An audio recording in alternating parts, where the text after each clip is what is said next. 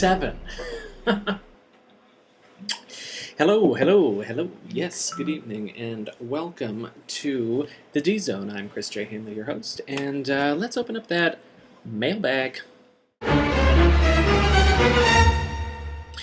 Okay, our first reader letter comes from Johnny Smith. He says, "Dear Chris, I've been trying to stay dry without an umbrella.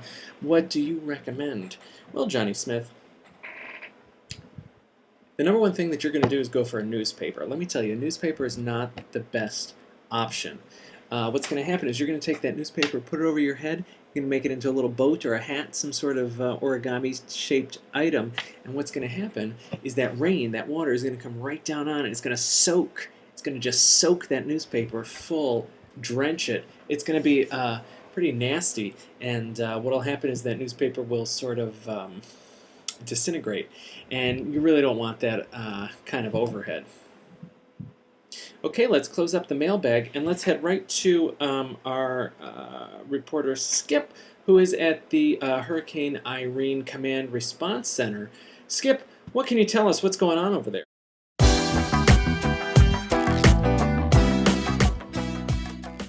Hi Chris, Skip Bronke reporting live from the Hurricane Irene Command Response Center.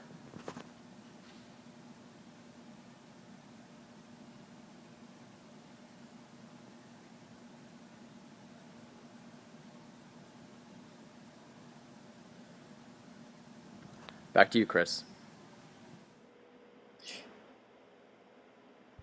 Thank you, Skip, for that report. Okay, moving on. It's always a sad day when you're not picked first for soccer, when you are picked last for dodgeball, or when you're not in the wake of a major hurricane.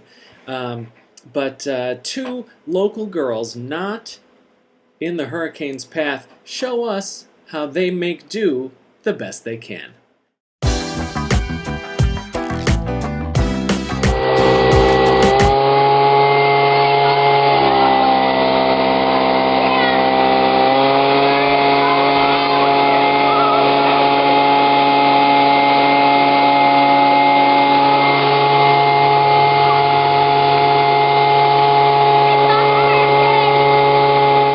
Yikes, looks crazy. Well, this is the 11 p.m. report with the D-Zone. I'm Chris J Handley, your host, and we'll be here all night, overnight, or at least until the power goes out, here in the D-Zone of New York City.